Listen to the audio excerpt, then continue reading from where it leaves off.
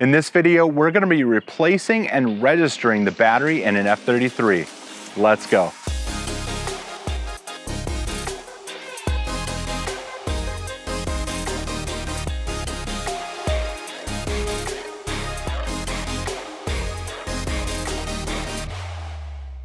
What's up everyone, I'm Steve and you're watching F33. Now if you like this video, give a thumbs up, make sure to subscribe and hit that bell notification so you don't miss when a new video drops.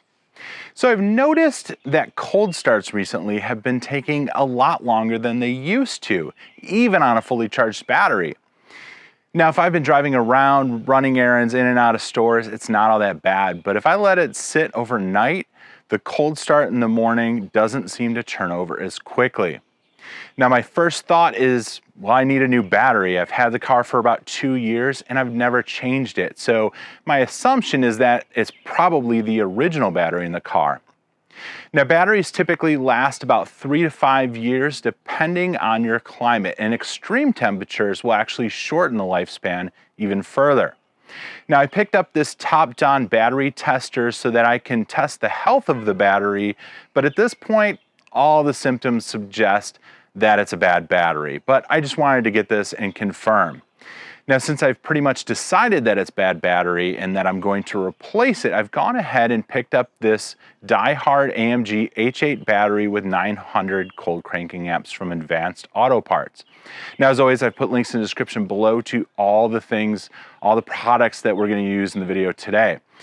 Now, you may be asking yourself, why are you making another BMW battery replacement video? There's a ton out there, and hey, you're right, there are a ton of BMW battery replacement videos, but none of them cover how to do it in an F33. Now the F33's battery replacement is unlike any other BMW because, well, the convertible top's mechanics are in the way, and unless you know this secret that I'm going to show you in the video, it's going to be very, very difficult. All right, why don't we head out to the car? We're gonna test that battery and we're gonna swap it out. The tools needed for this install are a 10mm deep socket, a ratcheting wrench, trim removal tool, ODB wireless module, and a phone with the BimmerLink app. Difficulty for this install is easy. Now, like I said, I just want to confirm that the battery is indeed bad. So I'm going to go ahead and use this top-down battery tester. Now, what I like about this tester is that it's got a really nice large display.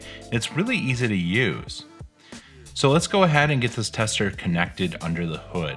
Now, this tester is powered off the battery, so once you have both leads connected, the unit will power right up. Once the tester powers up, click enter to go to the main menu. Now the first test I want to perform is the battery test. So I'm just going to go ahead and make sure battery test is highlighted and click enter. Next, it wants to know what type of battery we have, which in our case is AGM. Select CCA, which is cold cranking amps, as the testing standard and click enter. On this screen, you'll want to put the cold cranking amps that's listed on your battery. Now my battery is rated for 900, so that's what I'm going to go ahead and put in and click enter to start the test. All right, so as you can see, the battery is fully charged, and yet the cold cranking amps is nowhere near 900, and the tester also lets me know that it's time to replace the battery. Now just for fun, let's run the cranking test. Okay, so as you can see, as expected, that failed too. Let's run the charging test next. Now this is going to check the alternator. Make sure that before you run this test that you turn off your lights, radio, and climate control, and any other accessories that you might have on. On the main menu, choose charging test and click enter. This will perform a ripple test first. Then click enter to start the test. You'll need to hold the RPMs at around 2500 for about 5 seconds. This will ensure that our alternator is working as it should and that it's just a bad battery. Okay, great. So it looks like the alternator is running perfectly.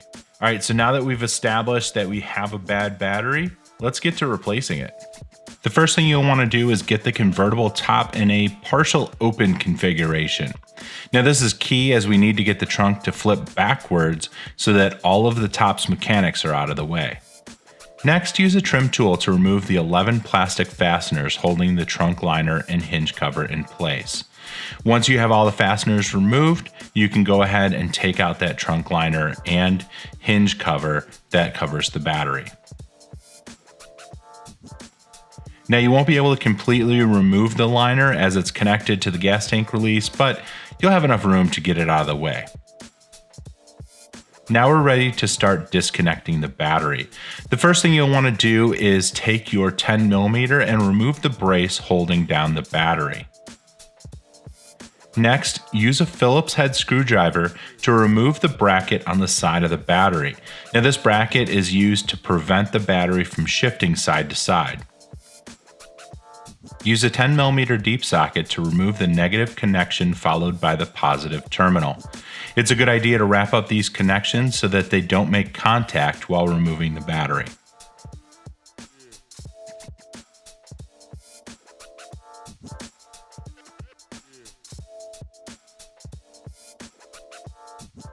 Next, remove the vent hose, which is located on the side of the battery.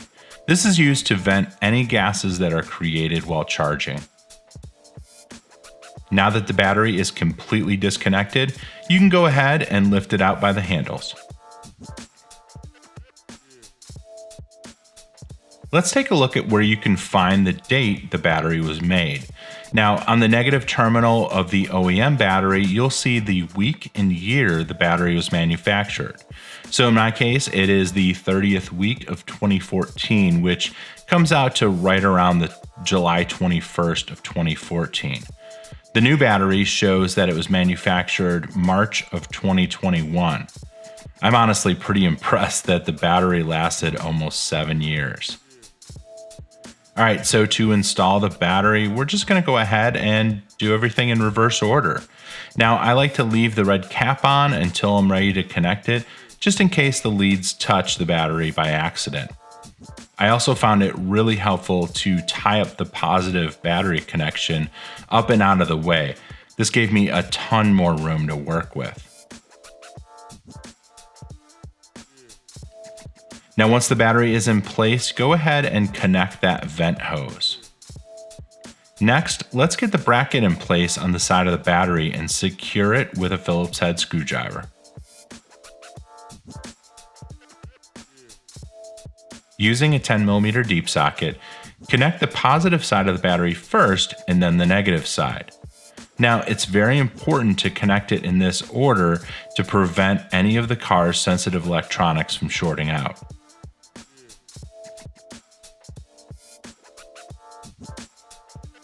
Now that the battery is connected, let's get that top bracket secured using a 10mm.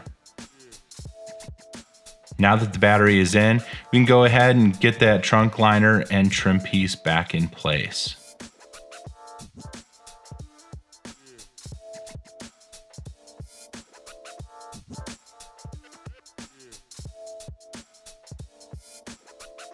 Now that we have the new battery installed, we need to register it. This will ensure that the car can charge the battery in the most efficient way possible. Now, to register the battery, you will need a Bluetooth ODB2 module and a cell phone with the BimmerLink app installed.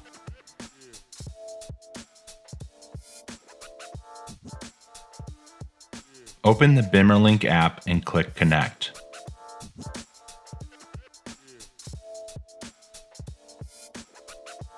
On the home screen, select the battery tile. BimmerLink will read the new battery and display the results on the screen. If everything looks correct, go ahead and click Register New Battery at the bottom of the screen. The app will ask you to confirm that all the values are correct. Now, if everything looks good, go ahead and click Yes. Before clicking Register, ensure that the engine is off and that the vehicle is in accessory mode.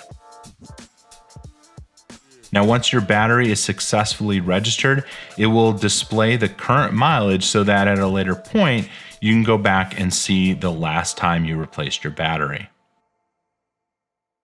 All right, so as you saw, installing a battery in the F33 is really easy and something that should only take you about 30 minutes to do, and doing it yourself is going to save you a ton of money as well. All you need to do, download that BimmerLink app so that you can register the battery successfully. Now, one thing I did want to mention is that if you change the type or the amperage of the battery, you're actually going to need to code that information in using something called Beamer Code. Same company, BimmerLink, Beamer Code, another great app that you should have anyway. Now, I didn't have to do that because it's the same type of battery, same amperage, all that stuff. But if you do change any of that, just know that there's an extra step that you'll need to do. Now, as always, I've put links in the description below to all the products used in the video today. Now, if you found this video helpful, be sure to hit that like button, smash it if that's what you're into, subscribe if you're not already, and I'll see you in the next one. God bless.